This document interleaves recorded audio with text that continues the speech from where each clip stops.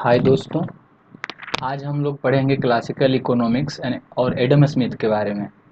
तो classical economist जो हैं, सॉरी,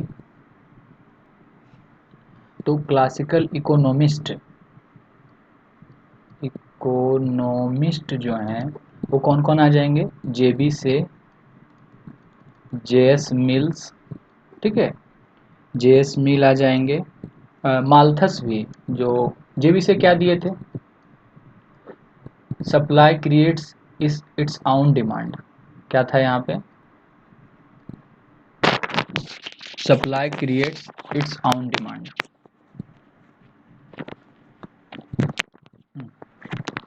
तो जेबी से जो बोले थे, supply creates its own demand, JB से का ये फेमस था, ठीक है, सप्लाई साइड वाला। जेएस मिल और क्या, रॉबर्ट माल्थस।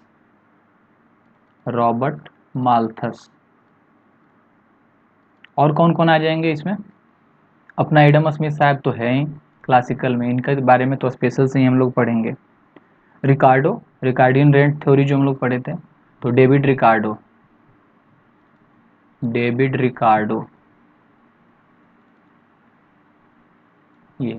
ये सब किस में आ जाएंगे? क्लासिकल में, ठीक है।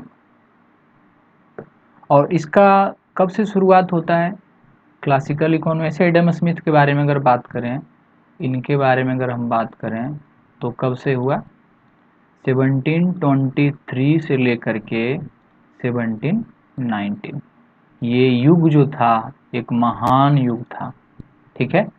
ये वाला एडम स्मिथ साहब का जो युग था एक महान युग था, ठीक है। अच्छा, तो क्लासिकल क्यों बोलते हैं? क्लासिकल इकोनॉमिक्स बोलने के पीछे क्या, मैंने वो लोग का आइडियोलॉजी क्या है? तो हम लोग क्या देखेंगे? Features of classical economics. Features जो है क्लासिकल इकोनॉमिक का, वो क्या क्या है? तो कह रहा है कि classical economics believe in laces fair. सबसे पहले तो बिलीव क्या करते थे? लेसिस फेयर जो होता है मतलब कि नो गवर्नमेंट इंटरवेंशन, ठीक है।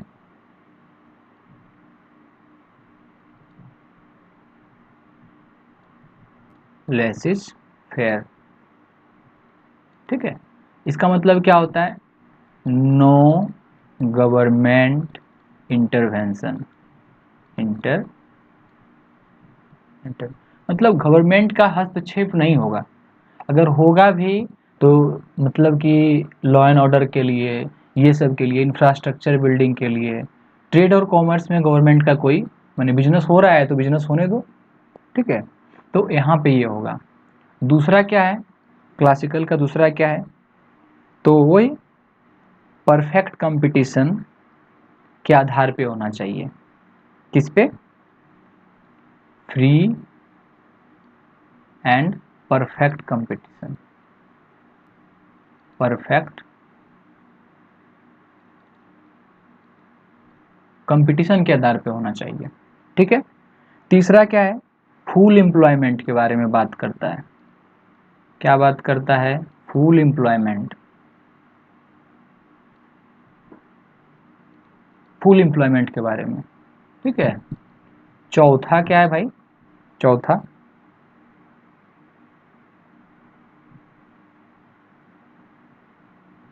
और ये कह रहा है कि ऑन इंटरेस्ट जो है, लोगों का खुद का इंटरेस्ट जो है वो बेस्ट होता है, ठीक है। बेस्ट इंटरेस्ट फॉर सोसाइटी, मतलब कि उनके, अगर दूसरे शब्द में इसको बोलें तो existence of harmony of interest, मतलब कि अपना इंटरेस्ट जो जिसको मन करे उस आधार से काम करे, ठीक है। तो कह रहा है यहाँ पे on interest is the best interest for society. Best interest for society, ठीक है। ये चौथा फीचर हो गया। पांचवा क्या कह रहा है? इम्पोर्टेंस ऑफ इकोनॉमिक इंडस्ट्री, इसको इम्पोर्टेंस दिया गया। पांचवा में इंडस्ट्री का इम्पोर्टेंस, इकोनॉमिक एक्टिविटीज को इम्पोर्टेंस दिया गया। Importance of economic industry, economic activity, ठीक है। ये अब एक्टिविटीज में कुछ भी आ सकता है, इंडस्ट्री भी आ सकता है, एग्रीकल्चर भी आ सकता है, ठीक है। तो ये सब जो है तुम्हारा। और फिजियोक्रेट्स क्या बोला था? फिजियोक्रेट्स जो है मर्चेंटलिज्म के बाद जो आया वो फिजियोक्रेट्स आया, ठीक है। फिजियो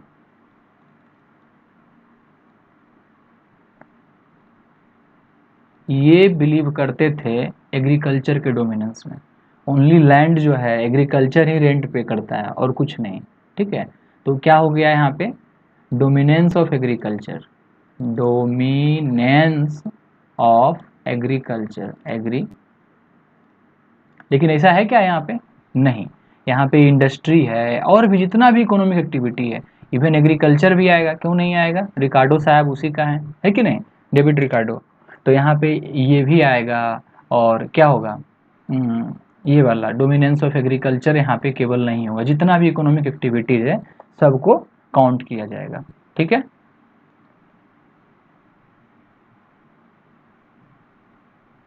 और छठा क्या होगा?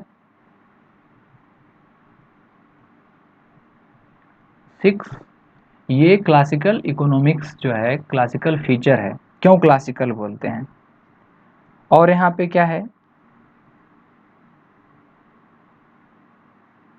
और बोल रहा है इकोनॉमिक लॉ जो है उसी के अंदर होना चाहिए, जितना भी काम होना चाहिए under economic law, economic law इसके अंदर में काम होना चाहिए, ठीक है। तो ये कुछ फीचर है। और इसका फीचर क्या है? और पहली बार जो है ये इकोनॉमी एज ए होल को देखा गया था, मतलब मैक्रो इकोनॉमिक्स का कंसेप्ट जो है क्लासिकल इकोनॉमिक्स ही इकोनॉमिस्ट ही लेकर के आए। तो मैक्रो इकोनॉमिक्स, मैक्रो, माइक्रो नहीं, इकोनॉमिक्स जो आया पहली बार यहीं से आया, ठीक है, इसका कंसेप्ट। और क्या होगा? 7, 5, 6, 7, 8। और क्या हो गया यहाँ पे? तो जेबी से बोले थे लॉ ऑफ मार्केट, पहले बात की हम लोग। तो क्या है? लॉ ऑफ मार्केट वाला कौन? जेबी से क्या बोले थे? Supply creates its own demand, supply creates its own demand, on demand, ठीक है। ये कौन बोले थे? जेबी से। अब इससे क्या निकलता है कि यहाँ पे ओवर प्रोडक्शन का पॉसिबिलिटी जो है सर्टेन, ये believe in the possibility of over production under certain circumstances, मतलब कुछ कुछ स्थिति में ओवर प्रोडक्शन हो सकता है, इनका कहने का मतलब ये है, ठीक है। तो हम लोग ये देखिए,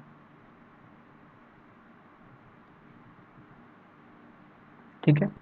एक बार रिकैप कर लेते हैं क्लासिकल इकोनॉमिस्ट का क्या है। तो जेबी से जेएस मिल, रॉबर्ट माल्थस, डेविड रिकार्डो, ठीक है, ये सब आ जाएंगे। और क्लासिकल ये सब, उसके बाद फिर फिजियोक्रेट्स बोलते थे डोमिनेंस ऑफ एग्रीकल्चर। और फीचर्स ऑफ क्लासिकल का क्या था? लेसिस फेयर होना चाहिए, मतलब गवर्नमेंट का इंटरवेंशन नहीं होना चाहिए, फ्री एंड परफेक्ट कंपटीशन होना चाहिए, मतलब सब्सिडीज वगैरह दे करके ऐसा नहीं कर दो कि अपना डोमेस्टिक को बढ़ाओ और उसको जो बाहर का है फॉरेन इंटिटी है उसको प्रॉब्लम करो, तो नहीं, परफेक्ट कंपटीशन होने दो। फुल एम्प्लॉयमेंट वाला कंसेप्ट है। ऑन इंटरेस्ट इधर क्या है? बेस्ट इंटरेस्ट फॉर सोसाइटी, मतलब रूल्स एंड रेगुलेशन ऐसा नहीं उस पर थोप दो, जो सोचता है व्यापारी या इंडस्ट्रियलिस्ट उसको सोचने दो। इंपॉर्टेंस ऑफ इकोनॉमिक एक्टिविटी जितना भी है सबको यहाँ पे देखा गया, केवल एग्रीकल्चर फिजियोक्रेट्स के जैसा नहीं। अंडर इकोनॉमिक लॉ जितना भी चीज़ होगा वो इकोनॉमिक लॉ के अंदर ही होगा, ठीक है। और मैक्रो इकोनॉमिक्स का कंसेप्ट सबसे पहले यहीं पे आया, ठीक है। और लॉ ऑफ मार्केट देखे ही कि जेबी से जो बोले supply creates is on demand, ठीक है। अब बात करते हैं हम लोग सबसे बड़े वाले जो हैं, वो कौन है? एडम स्मिथ, ठीक है।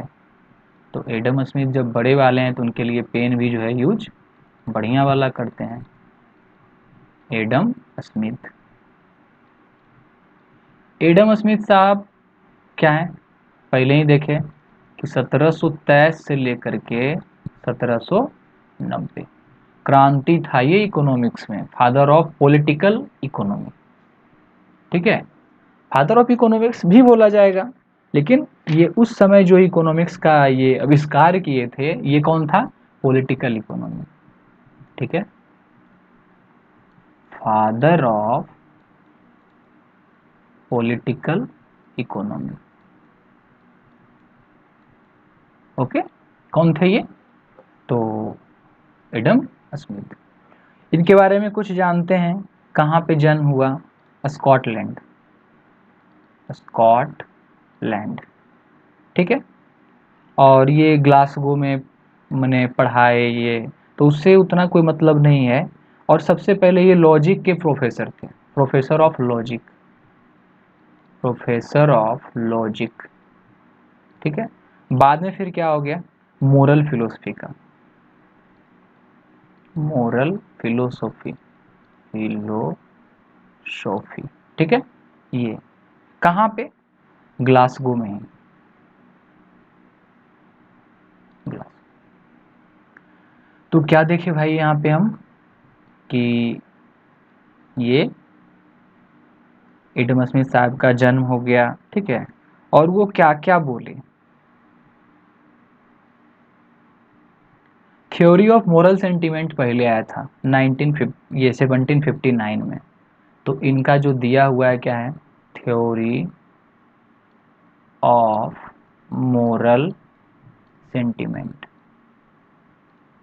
सेंटीमेंट कब, 1759।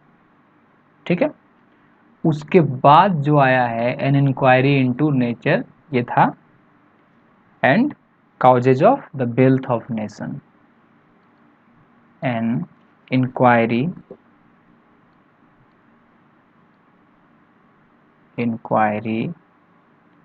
into the nature, into the nature and causes of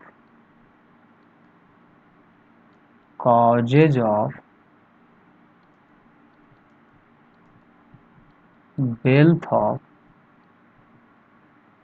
nation।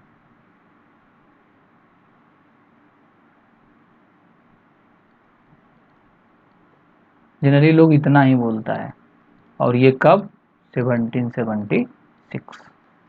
1776 जो है एक बहुत ही मतलब जो टाइम लाइन है बहुत ही इम्पोर्टेंट है। यहाँ पे यूएसए क्या हो गया, आज़ाद हो गया, फ्रीडम। ठीक है, तो उसके लिए भी यहाँ पे ये मायने रखता है।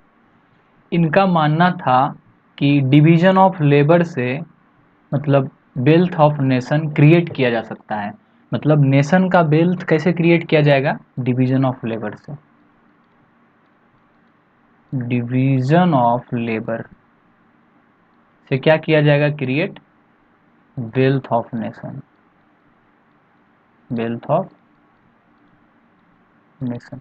ठीक है, डिवीजन ऑफ लेबर होगा तो वेल्थ ऑफ नेशन क्रिएट होगा, सही बात है। डिवीजन ऑफ लेबर का फायदा क्या है, क्या फायदा है डिवीजन ऑफ लेबर, क्यों बोल रहे हैं कि डिवीजन ऑफ लेबर से जो है ये वेल्थ ऑफ नेशन होगा, क्यों, क्या रीजन है, रीजन यही है, सबसे पहले स्किल लेबर हो गया, स्किल बढ़ता है, जहाँ पे जिसको लग रहा है वहाँ पे डालो। ठीक है, स्किल इम्प्रूवमेंट होता है, और क्या होता है, प्रोडक्टिविटी बढ़ जाता है, प्रोडक्टिविटी इंक्रीज होता है। और क्या होता है यहाँ से डिवीजन ऑफ लेबर से, ये हो गया, स्किल हो गया, प्रोडक्टिविटी हो गया, और क्या होता है, मतलब डेक्स्ट्रिसिटी। ठीक है, तो ये सब जो है बढ़ जाएगा और इफिशियंसी बढ़ जाएगा, इफिशियंसी बढ़ जाएगा डिवीजन ऑफ लेबर से। तो इसीलिए वो बोलते थे डिवीजन ऑफ लेबर जो है वो उससे वेल्थ ऑफ नेशन क्रिएट होता है। ठीक है, तो हम लोग ये देखें और क्या क्या इंक्रीज आउटपुट हो जाएगा। स्वाभाविक है, इफिशियंसी अगर बढ़ जाएगा तो आउटपुट इंक्रीज हो जाएगा। इंक्रीज आउटपुट, आउटपुट, ठीक है, ये हो जाएगा। अब क्या होगा, जब इतना चीज हो जाएगा तो ultimately time saving, time saving हो गया, टाइम सेविंग हो गया, मशीन आने लगा, मशीन आने लगा यहाँ पे, ठीक है। तो ये डिवीजन ऑफ लेबर के बारे में बोले वो कि डिवीजन ऑफ लेबर जो है वो उसके द्वारा वेल्थ का क्रिएशन किया जा सकता है। अब क्या बोले, वैल्यू के बारे में भी वो कुछ बोलते हैं, ठीक है। वैल्यू, चलिए देखते हैं वैल्यू पर वो क्या बोलते हैं एडम स्मिथ साहब। तो कह रहे हैं कि वैल्यू इन यूज, दो तरह का वैल्यू होता है, एक in use, value in use, ठीक है। और इसके मतलब क्या हो गया, utility of same particular object. अब यूज हो रहा है मतलब यूटिलिटी हो रहा है, तो इससे क्या हो गया, यूटिलिटी के बारे में बात किया जा रहा है। Utility of some particular object, ठीक है, वैल्यू इन यूज। सेकेंड क्या है, दो चीज यहां से आया था बताए थे, तो सेकेंड जो हमारा है वो value in exchange, value in exchange. अब देखो क्या होगा ना, वैल्यू इन यूज जो है उसमें मशीन भी आ जाएगा, फिक्स कैपिटल आ सकता है कि नहीं, तो फिक्स कैपिटल आ सकता है यहाँ पे, ठीक, मशीन वगैरह ये आ जाएगा यूज में। वैल्यू इन एक्सचेंज में क्या आएगा, मनी, पेमेंट देने के लिए ये सब जो होता है वो किस में आएगा, ट्रांजेक्शन पर्पस के लिए, तो वैल्यू इन एक्सचेंज हो जाएगा, एक मालिक से दूसरे मालिक के यहाँ लेबर के पास, तो ये सब जो जाएगा वो वैल्यू इन ये हो जाएगा। तो वो क्या बिलीव करते थे, labour was the real source of value. उनका कहना था कि लेबर जो है, labour was the real source of value, मतलब लेबर ही रियल सोर्स है, प्रोडक्शन कौन करता है, लेबर करता है, इसीलिए। तो value of a thing depends on amount of labour expanded on production. तो अगर अमाउंट ऑफ लेबर ज्यादा है, इफ अमाउंट ऑफ लेबर ज्यादा है, more on the production, on the production of a good, ठीक है, it means that good that is more valuable, ठीक है।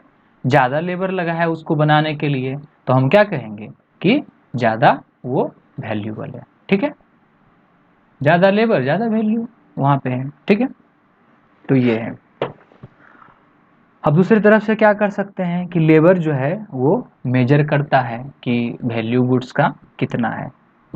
अब इसका क्रिटिसिज्म भी होगा, इतना चीज बोले हैं तो क्रिटिसिज्म ना हो ही नहीं सकता है। तो आइए क्रिटिसिज्म पे बात करते हैं हम लोग, जरा सा देखें क्या क्रिटिसिज्म है।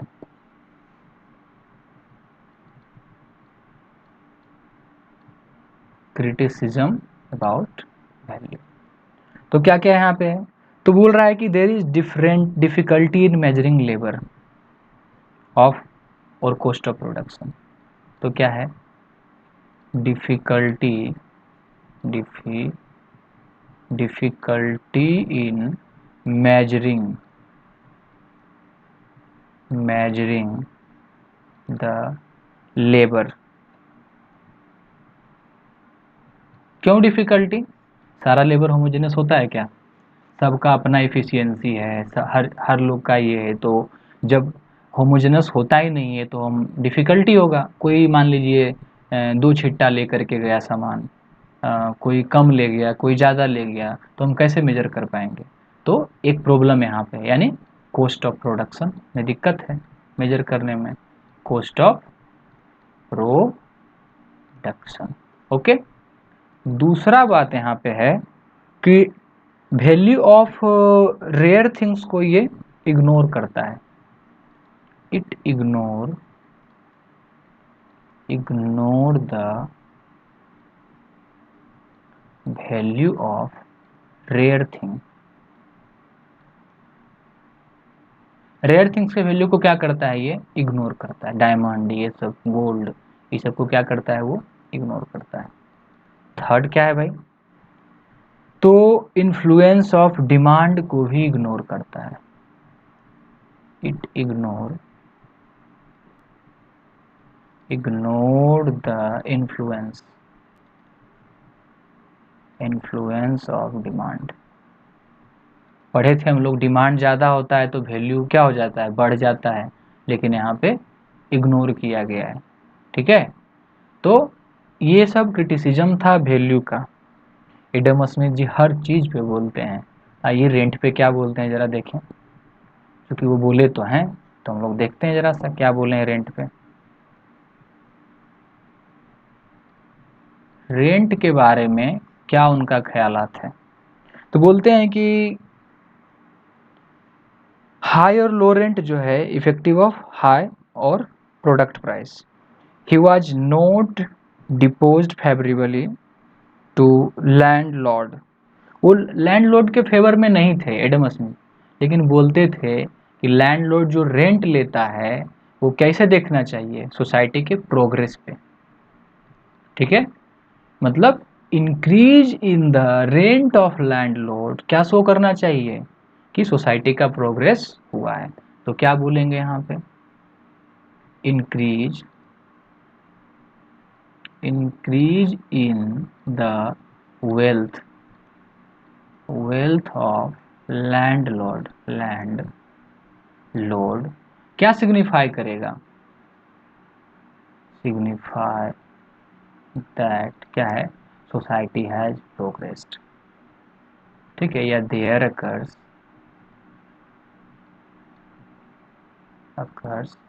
Progress in the society. मतलब ऐसे नहीं देखना चाहिए कि इसका बढ़ गया, रेंट बढ़ गया, वेल्थ बढ़ गया तो बढ़िया हुआ। नहीं, ऑनेस्टली इसको बात करना चाहिए। यानी अगर हम उल्टा सोचें तो वेल्थ या रेंट तभी मिलना चाहिए, ठीक है, तभी, कब? जब सोसाइटी का प्रोग्रेस हो रहा हो। ठीक है, तो रेंट के बारे में वो ये कहते थे। इन्हीं के ऐसे ही लिए जा रहे हैं, उस पर नहीं होगा। ठीक है, the prosperity of landlord symbolise the क्या है? General good of society.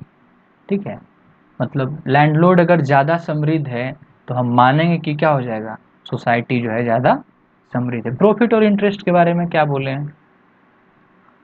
Adam Smith जी तो बोलते ही रहेंगे। देखते हैं प्रॉफिट और इंटरेस्ट के बारे में। प्रॉफिट, ठीक है, एंड इंटरेस्ट क्या बोलते हैं?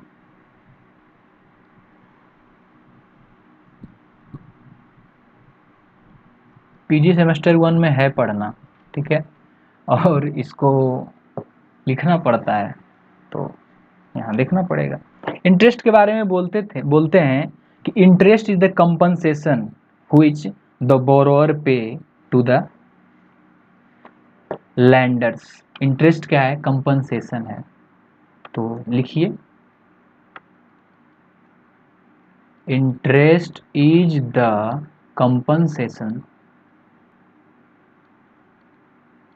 कंपनसेशन पेन यार सही से चल नहीं रहा है। कंपनसेशन which the borrower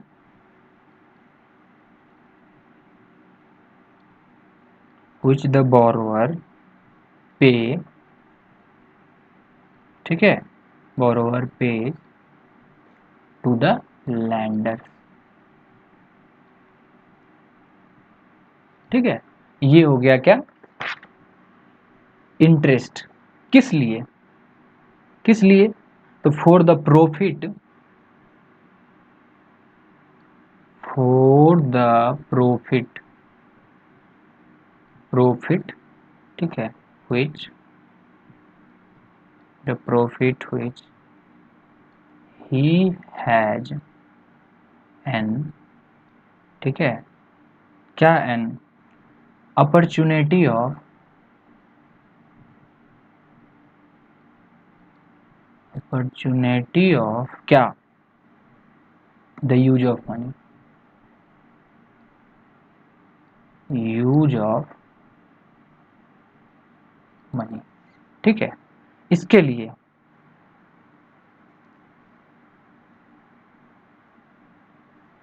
उसके बाद जो है वो बोले हैं किसके बारे में, कैपिटल के बारे में, पहली बार कैपिटल के बारे में यूज हुआ। और कैपिटल के बारे में उनका ख्यालात था, बोलते हैं कि capital accumulation is essential for the industrial development of a nation. तो जैसे ही एडम स्मिथ बोलते हैं कैपिटल, कैपिटल एक्यूमुलेशन, एक्यूमुलेशन, ठीक है, is essential, essential for the, for the किस लिए, industrial development, industrial development, development of a nation. अच्छा, हम लोग जानते हैं ना, इंडस्ट्री अगर हमको बैठाना है, ठीक है, तो क्या क्या चाहिए, सबसे पहले लैंड, उसके बाद कैपिटल, ठीक है, लैंड कहाँ से आएगा, कैपिटल से, और कैपिटल क्या होगा, फिक्स कैपिटल, मशीन और मूवेबल कैपिटल। अब इतना जब हो जाएगा तब आप लेबर ले आओ, उसके बाद क्या होगा, रॉ मटेरियल, कैपिटल आ ही गया, मूवेबल कैपिटल से आ जाएगा रॉ मटेरियल। उसके बाद क्या चाहिए, ट्रांसपोर्ट, ठीक है, तो क्या हो जाएगा, मार्केट। उससे पहले और क्या क्या कंपोनेंट है, एडवर्टीजमेंट, एडवर्टीजमेंट, और क्या चाहिए एडवर्टीजमेंट के साथ साथ, और क्या चाहिए, इलेक्ट्रिसिटी, पावर, ठीक है, ट्रांसपोर्टेशन,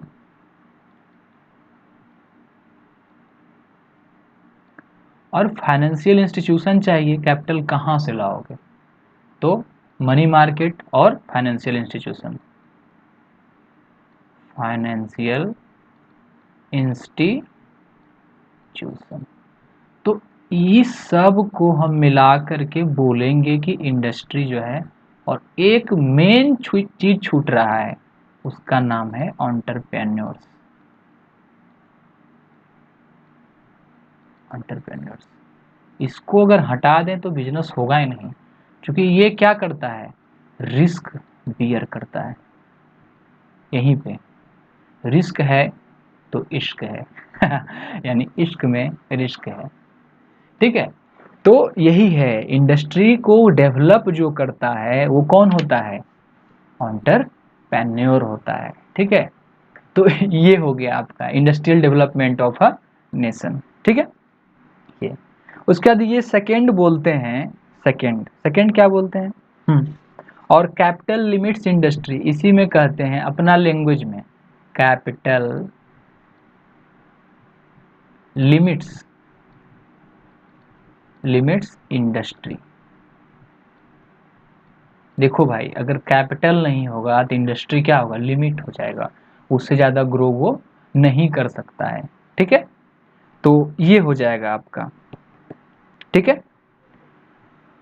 और वो बोलते हैं कैपिटल को थ्री पार्ट्स में डिवाइड किए हैं, कैपिटल को थ्री पार्ट्स में, थ्री टाइप्स ऑफ कैपिटल। कौन कौन थ्री टाइप्स है भैया, जरा हम लोग जाने उसको। तो एक तो हो गया इमीडिएट कंजम्पशन के लिए, use for immediate consumption, immediate consumption, तुरंत। उसमें प्रॉफिट होगा क्या? नो प्रॉफिट, प्रॉफिट नहीं होगा। ठीक है, अब कंजम्पशन करेंगे तो प्रॉफिट कहाँ से आएगा? नहीं आएगा। हम अब घड़ी यूज कर रहे हैं, खाना खा रहे हैं, तो उसमें कहाँ प्रॉफिट, कहाँ का? अगर बॉडी बन रहा है, अरे भाई बॉडी बन रहा है ना। ठीक है, तो ये हो गया। उसके बाद फिर क्या होगा? Fixed capital, fixed capital. इसमें क्या होगा? मशीन जितना है, तो ये क्या करता है? ये रिवेन्यू जनरेट करता है, तो प्रॉफिट क्या होगा? आएगा। ठीक है, इसमें से। और तीसरा क्या हो जाएगा? Circulating capital. तीसरा जो होगा सर्कुलेटिंग कैपिटल। ठीक है, अब सर्कुलेटिंग सुनने से ही लग रहा है, तो क्या होगा ये? हाँ, तो सर्कुलेट कर रहा है रेंट देने में या अदर चीज देने में। ठीक है, ये वो बोलते हैं, क्या बोलते हैं वो, कि सेविंग पे भी डिपेंड करता है कैपिटल एक्यूमुलेशन। तो हम क्या बोलेंगे कि capital accumulation also depends on saving. बोले वो कैपिटल एक्यूमुलेशन, ठीक है, ऑल्सो डिपेंड्स ऑन सेविंग। ठीक है, तो एडम स्मिथ साहब ये बोले। अब हम लोग देखते हैं, भैया हर पॉइंट पे वो बोले हैं, फादर ऐसे ही नहीं है। ठीक है, हमारे फादर जी हैं इकोनॉमिक्स के, तो ऐसे ही थोड़े बन गए, वो हर पॉइंट पे बोले हैं। Role of money, the role of money, money के बारे में क्या बोले। ठीक है, वैसे तो सब लोग बुलियन को ज़्यादा वैल्यू देते थे, क्लासिकल जो है वो मनी को वो वैल्यू नहीं देते थे, गोल्ड और सिल्वर को। ठीक है, लेकिन एडम स्मिथ साहब जो हैं वो किसको जोड़ देते हैं? वो बोलते हैं कि वेल्थ जो होता है, वेल्थ केवल बुलियन नहीं होता है। ठीक है, वेल्थ जो होता है गोल्ड सिल्वर के साथ साथ करेंसी भी होता है। ठीक है, मनी भी होता है, जिसको अधिकांश जो है क्या नहीं मानते थे। अधिकांश क्लासिकल इकोनॉमिस्ट जो है वो मनी पे इम्फेसिस नहीं देते थे। ठीक है, लेकिन यहाँ पे दिया गया, वेल्थ जो है वो गोल्ड सिल्वर मनी सब चीज़ है। ठीक है, लैंड, वेल्थ बोलते हैं तो ऐसे भी आ जाता है, तो क्या हो जाएगा? लैंड, हाउस जो है, ये सब क्या हो जाएगा? जितना भी इंफ्रास्ट्रक्चर है, सारा का सारा जो है वेल्थ में इंक्लूड होगा। ठीक है, तो ये बोलते हैं money does not add to the revenue of the society. वो कहते हैं कि ये मनी जो है वो रिवेन्यू ऐड नहीं करता है। ठीक है, रिवेन्यू ऐड नहीं करता है, कहाँ? सोसाइटी में। ठीक है, वो रिवेन्यू ऐड नहीं करता है। Paper money was preferable to क्या है? Gold and silver. और लेकिन किसके लिए तो फिर फायदा नहीं होता है? तो बोला जाता है great wheel of circulation, great wheel of circulation. भैया जितना ट्रांजैक्शन होगा, ठीक है, उतना ही व्यापार होगा। तो कहा क्या जा रहा है? ट्रांजैक्शन ज़्यादा तो व्यापार ज़्यादा। तो डिपेंड कर रहा है कि नहीं वेल्थ मनी पे। भले ही वो प्रॉफिट ये नहीं दे रहा, रिवेन्यू नहीं दे रहा है, लेकिन सर्कुलेशन का एक साधन है, तो ये इसलिए। तो पेपर मनी क्या है? प्रिफरेबल है गोल्ड सिल्वर से, जान ही रहे हैं। अगर हमारा इकोनॉमी एक्सपेंड करेगा तो कहाँ से लाओगे उतना मेटल? पेपर है, छापते जाओ छापते जाओ। ठीक है, तो रोल ऑफ गवर्नमेंट के बारे में वो क्या बोले? रोल ऑफ गवर्नमेंट पहले ही बोले थे, गवर्नमेंट का इंटरवेंशन जो है वो नहीं होगा, तो कुछ तो रोल होगा। तो वही 2-3 रोल जो है वो बताए हैं। Protect the society from foreign attack, क्या हो जाएगा? Protect the society from foreign attack, foreign attack, foreign attack से सोसाइटी को बचाना। दूसरा क्या है यहाँ पे? Law and order, law and order को मेंटेन रखना। लॉ एंड जब बोलते हैं तो जस्टिस आता है, और जस्टिस में सारा जस्टिस, ढेर सारे का जस्टिस है, प्रीएम्बल में दिया हुआ है, ठीक है। उसके बाद क्या कर रहा है यहाँ पे? प्राइवेट एंटरप्रेन्योर्स को जो है वो undertake to create and maintain the public work and institution. वो क्या करना है? पब्लिक वर्क और इंस्टीट्यूशन को, जो सरकार का काम होता है, पब्लिक वर्क और इंस्टीट्यूशन, इंस्टीट्यूशन को क्या करता है? वो काम करता है जो उसका होता है, ठीक है। ये हो गया ये। दोस्तों टैक्सेशन का बात नहीं हो, ऐसा हो सकता है क्या? एडम स्मिथ साहब नहीं बोले होंगे, तो क्या होगा? Canon of taxation, cannons of taxation क्या है? क्या क्या वो बोले? तो वो 4 तरह का बोलते हैं कैनन ऑफ टैक्सेशन में। पहला क्या होता है? Canon of equity, of equity, ठीक है। कैनन लिखी दिए तो बार बार कैनन लिखने का मतलब नहीं बनता है। Canon of equity based on क्या है? Principle of justice and ability to pay, based on principle of justice, justice and क्या? Ability to pay, ability to pay. हम लोग पढ़ेंगे जब पब्लिक फाइनेंस का जब पढ़ा रहे होंगे ना, तो उसमें पढ़ेंगे कि एबिलिटी टू पे प्रिंसिपल है, ठीक है। ये प्रिंसिपल ऑफ ये। दूसरा में क्या होगा? Principal canon of certainty, canon of certainty,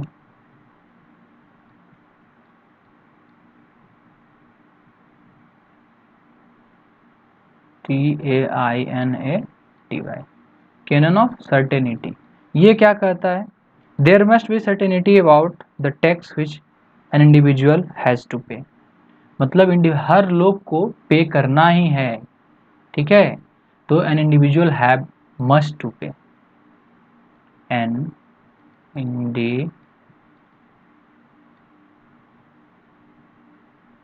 individual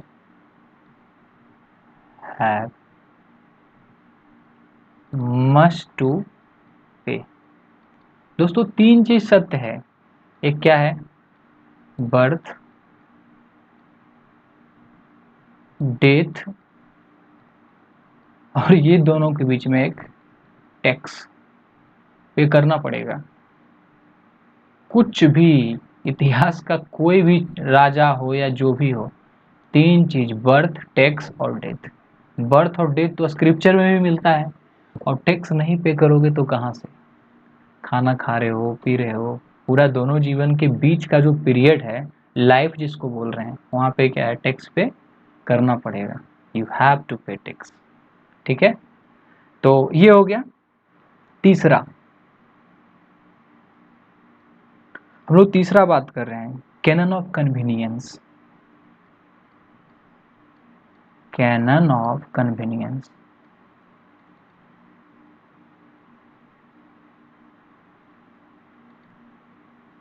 canon of convenience, tax आसान होना चाहिए, इन्हें कि पूरा एकदम कम्प्लेक्सिटी है। अभी जो सरकार जो लाई है फेसलेस टैक्सेशन, मतलब अपने ही ऑनलाइन आप कर दीजिए, ठीक है, फेसलेस है, फ्रेंडली हो गया, ठीक है। टैक्स पेयर फ्रेंडली हो गया। अब जा करके टैक्स भरो, टैक्स रिटर्न फाइल करो, ये सब अब नहीं होगा, ठीक है। ये तो क्या होना चाहिए, tax should B life such is manner, क्या है, कन्वीनियंट होना चाहिए टैक्स पेयर के लिए, यानी इजी टू पे, इजी टू पे, इजी टू पे प्रिंसिपल भी है, लेकिन अब इसमें कन्वीनियंस का मतलब क्या है, टाइम फ्लेक्सिबिलिटी, टाइम फ्लेक्सिबिलिटी। और अब मान लो कि एक फार्मर है, उसका इनकम जो होता है कि बरसात के बाद, हार्वेस्टिंग के बाद आप पहले ही टैक्स मांग रहे हो, दे पाएगा क्या? तो ये सब वो सब टाइम देखना होगा। कैनन ऑफ इकोनॉमी होना चाहिए चौथा।